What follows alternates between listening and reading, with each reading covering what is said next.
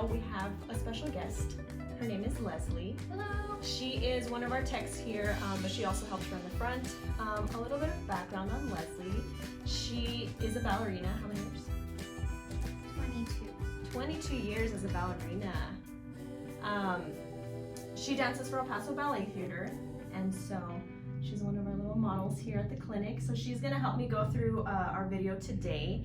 We'd like to go over the plank technique, the benefits of a plank, and different ways that you can modify and do a plank. You ready? Yes. Okay. Hey, Dr. Sarah Tano here with P3 Physical Therapy. So I'd like to review the form on a forearm plank. Could you show me how you would do a forearm plank, Leslie? Let's look at her form here first. So, being a ballerina, she should be pretty strong in her core and her legs. So there are some modifications that I can already do with her. So one thing that you want to keep in mind with a plank is that you really want to look solid and straight. So now that she's in the position that I want her in, let's review some things that you want to focus on. In the neck, you want to make sure that your neck is in line with your spine, okay? So what you want to do is look to the ground but straight ahead, okay? You want to make sure that your head is still in a neutral position, so you don't want to look too far up. You also don't want to look too far down. So asking or looking straight ahead will help. Now in this position, you want to make sure that the shoulders are nice and strong. The elbow should be underneath the shoulder here, right? And your hands, let's open them up, just to have more of a relaxed position here in the arms, okay?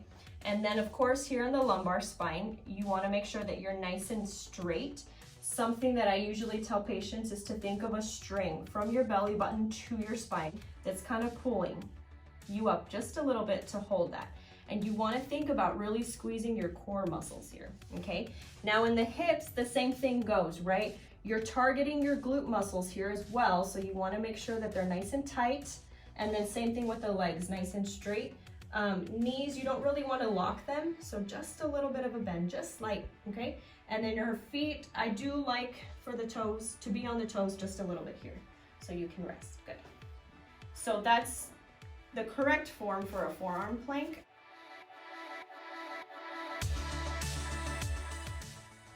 All right, so just to recap the plank and the proper form off of everything that we just discussed. So look straight. Okay, so the neck should stay straight. You want to look out just a little bit, but to the ground, a little lower. Right there, okay? The hands, you want to keep them nice and relaxed like she has them. Elbow should be right underneath the shoulders, so come in just a little bit. There you go, okay? Back should stay nice and straight. Think of a string, there you go. A string pulling you up, so the spine should stay nice and straight. Glutes should be nice and strong. Just a little bit of a bend in the knee so she's not locking out, very, very slight. And then on her toes. So this is a really nice plank from our little prima ballerina. Good job. You can relax. If a forearm plank you feel is too much for you right now with your level of fitness, there is a good modification to the plank. And it's nice to start off with this modification in general just to kind of get your form down, especially when it comes to your upper body. So with Leslie here, we're gonna go through the modification. So come up onto a regular forearm plank. So if you feel like you cannot get into this position and hold it, then a modification, a very simple one, is just bringing your knees down. Okay, so you're gonna hold this position, and now, is it a little bit easier for you? Yeah. Yeah. So now you can really focus on what's happening in your upper body. You're still getting the benefit of holding a plank, but it's just a little bit easier for you, okay? So this would be the simple modification, literally just putting your feet down onto the ground, and she could probably stay solid there for a while. Okay. You can relax. Let's come back up into a quick plank. The last thing I want to talk about is how long you should be holding a plank for. Typically, if you're barely starting off, you want to start with just about 10 seconds of hold. So counting your head for 10 seconds or use your phone as a timer. I'm not really good at counting, so I always just use my phone as a timer.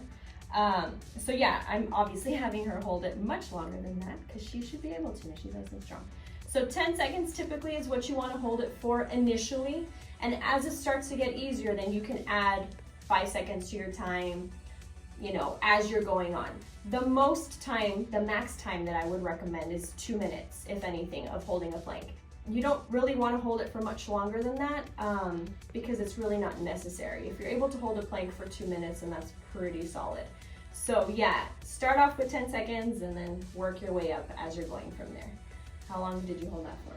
2 minutes. Okay, you can relax.